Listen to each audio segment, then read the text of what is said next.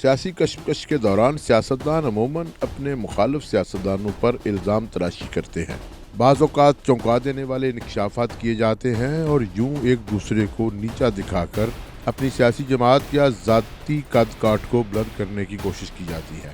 بعض اوقات ایسی سیاسی جماعتیں اور ان کی قیادت ریاستی اداروں کو بھی ہدف تنقید بناتی ہیں جن کے بارے میں انہیں گمان ہوتا ہے کہ وہ ان کی حکومت کے لیے خطرہ ہے یا حکومت پلٹائے جانے کے بعد ان کو ذمہ دار قرار دیا جاتا ہے۔ ٹاک شوز پاکستان کی تحقیق کے مطابق گزشتہ نصف صدی سے سیاستدانوں کی تنقید کی توپوں کا رخ پاکستان کی فوج کی طرف رہا ہے۔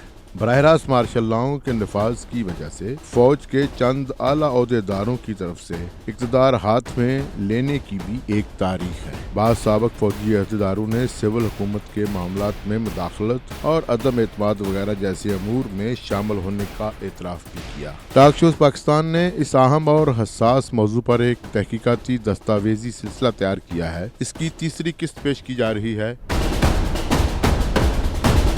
ہوشیار ہو جاؤ، خبردار رہ جاؤ، یہ پاکستان پیپلز پارٹی تو ہماری کردار کشی کرنا چھوڑ دو۔ اگر ہم نے آپ کی شروع کی تو پتہ نہیں پاکستان بننے سے آج تک کتنے جنرلوں کی شروع ہو جائے گی۔ ہماری آرمی ہے، یہ ہمارا انسٹیٹیوشن ہے۔ آپ نے 3 سال رہنا ہے، اس کے بعد آپ نے چلے جانا ہے، ہمیشہ کے لیے ہم نے رہنا ہے، تو ہمیں مت تنگ کرو۔ اگر ہمیں تنگ کرنے کی کوشش کی تو ہم آپ کی بھی اینٹ بجا دیں گے۔ باجوہ صاحب، آپ نے ہماری حکومت کو رخصت کروایا اور ملک و قوم کو اپنی خواہشات کی بھینٹ چڑھایا۔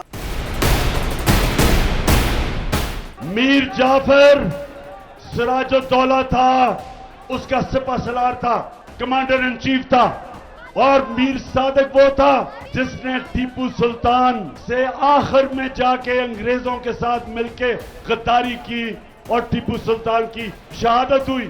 یہ غداروں نے آج یہ کیا پاکستان سے۔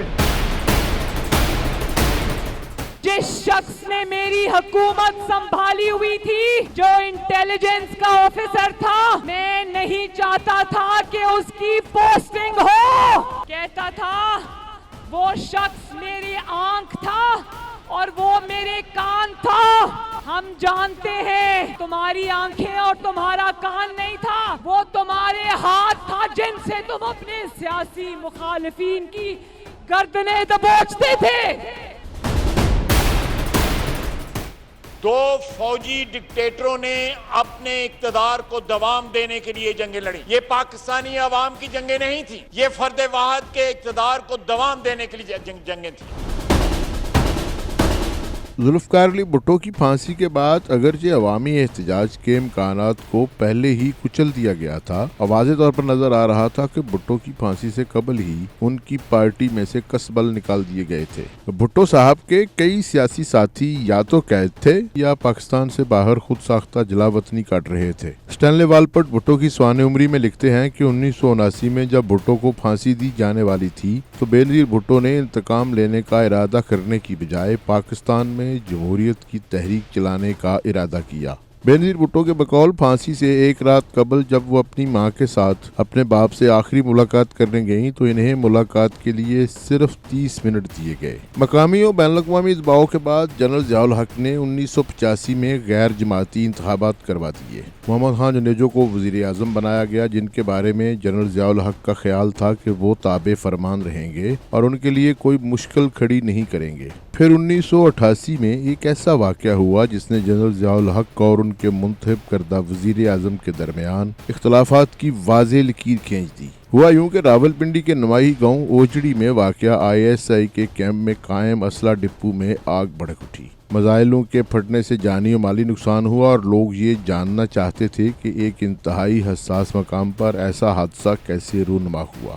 وزیر اعظم محمد خان جنیجو نے اس حادثے کی تحقیقات کا حکم دے دیا۔ ایک سویلین وزیر اعظم جس کو ضیاء الحق نے خود منتخب کیا تھا، اس کی طرف سے فوج کے طاقتور خفیہ ادارے کے بارے میں تحقیقات کو یقینی طور پر طاقتور جنرل ضیاء الحق نے اپنی اور ادارے کی تحقیر سمجھا۔ فوج اور سویلین حکومت کے درمیان شروع ہو جانے والا یہ تنازع رنگ لایا اور 29 مئی 1988 کو جنرل ضیاء الحق نے بدعنوانی کے الزامات عائد کرتے ہوئے جنیجو حکومت کا خاتمہ کر دیا، لیکن دوسری طرف پنجاب میں نواز شریف کی وزارت اعلیٰ کو جلد بحال کر دیا گیا۔ واضح ہے کہ پہلے 1986 میں بینظیر بھٹو اس وقت کے وزیر اعظم محمد خان جنیجو کے ساتھ بات چیت کر کے اور جنرل ضیاء الحق کی مشروط اجازت کے بعد اپنی جلاوطنی ختم کر کے پاکستان آ چکی تھی۔ جنرل ضیاء الحق کی انتظامیہ اور ان کے زیر اثر دیگر طاقت کے گوشوں میں بھٹو خاندان کے ساتھ مخاصمت کے اثرات بہت گہرے تھے اور یہی نظر آ رہا تھا کہ چاہے کچھ بھی ہو جائے لیکن اسٹیبلشمنٹ کسی صورت بینظیر بھٹو کو اقتدار میں نہیں آنے دے گی۔ 17 اگست 1988 کو صدر پاکستان اور پاک فوج کے سربراہ اپنے کئی فوجی ساتھیوں اور امریکی سفیر کے ہمراہ ایک ہوائی حادثے میں انتقال کر گئے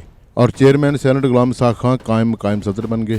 پھر سیاسی موسم بدلا اور بینظیر بھٹو کو حاصل عوامی حمایت کے سامنے اسٹیبلشمنٹ کو بیک فٹ پر جانا پڑا اور 1988 کے عام انتخابات میں پیپلز پارٹی نے اکثریت حاصل کرتے ہوئے اقتدار حاصل کر لیا۔ بینظیر بھٹو پاکستان کی وزیر اعظم بن گئیں۔ راتوں رات اسلامی جمہوری اتحاد بنا کر پیپلز پارٹی کا راستہ روکنے کی کوشش کی گئی اور پنجاب میں پیپلز پارٹی کو ممکنہ کامیابی حاصل کرنے سے روک دیا گیا۔ بینظیر بھٹو نے اسٹیبلشمنٹ کے اسٹیبلش نمائندے غلام اسحاق خان کو صدر مملکت کے طور پر قبول کر کے یہ تاثر دیا کہ پیپلز پارٹی اسٹیبلشمنٹ کے ساتھ کسی قسم کا تنازع شروع نہیں کرنا چاہتی۔ فوج کی سربراہی مرزا اسلم بیگ کے پاس تھی، جنہوں نے سویلین حکومت کو ٹف ٹائم دیا اور کئی بار ایسا محسوس ہوتا کہ بینظیر بھٹو کی حکومت بس چند دنوں کی مہمان ہے، حتیٰ کہ یہ جانتے ہوئے بھی کہ مرزا اسلم بیگ اور ان کے فوجی ساتھی ضیاء الحق کی شروع کردہ بھٹو مخالف لہر سے متاثر ہیں اور کبھی بھی بھٹو کی بیٹی کو آسانی کے ساتھ حکومت نہیں کرنے دیں گے۔ بینظیر بھٹو نے مرزا اسلم بیگ کو تمغہ جمہوریت دیا، لیکن یہ یک طرفہ مصالحت محض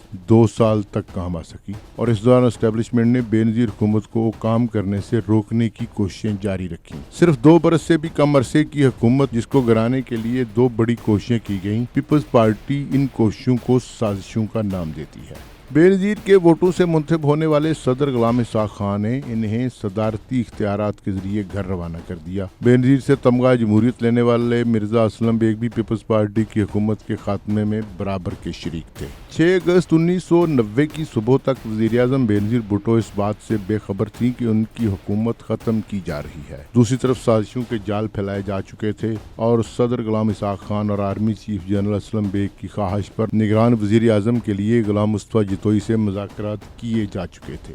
سابق ISI سربراہ جنرل حمید گل، جنہیں ان کے اس طاقتور عہدے سے ہٹا کر ملتان میں کور کمانڈر تعینات کیا گیا تھا، وہ چیئرمین جوائنٹ سٹاف ایڈمرل افطار سروہی کے ساتھ ملتان میں نئی نگران حکومت کے خد و خال طے کر رہے تھے اور جنوبی پنجاب میں پیپلز پارٹی کی قوت توڑنے میں مصروف تھے۔ انہوں نے فوری طور پر پنجاب کے نگران وزیر اعلیٰ کے لیے میاں چنو سے تعلق رکھنے والے غلام حیدر وانی کا نام تجویز کیا، جس کو قبول کر لیا گیا۔ غلام مصطفیٰ کھر اور غلام مصطفیٰ جتوئی اسلام آباد میں ایک ہوٹل میں خفیہ ملاقات کر رہے تھے، جس کے بعد غلام مصطفیٰ جتوئی مزید تفصیلات طے کرنے کے لیے نامعلوم مقام کی طرف چلے گئے اور سپہر 3 بجے تک اسلام آباد اور دوسرے شہروں میں یہ خبر پھیلنا شروع ہو چکی تھی کہ آج شام کو صدر غلام اسحاق خان بینظیر حکومت توڑ دیں گے اور نگران حکومت کے لیے نام بھی فائنل کر لیے گئے ہیں۔ اس قسم کی افواہوں کے پھیل جانے کے بعد وزیر اعظم بینظیر بھٹو نے صدر غلام اسحاق خان کو فون کیا اور دریافت کیا کہ کیا آپ اسمبلیاں توڑ رہے ہیں،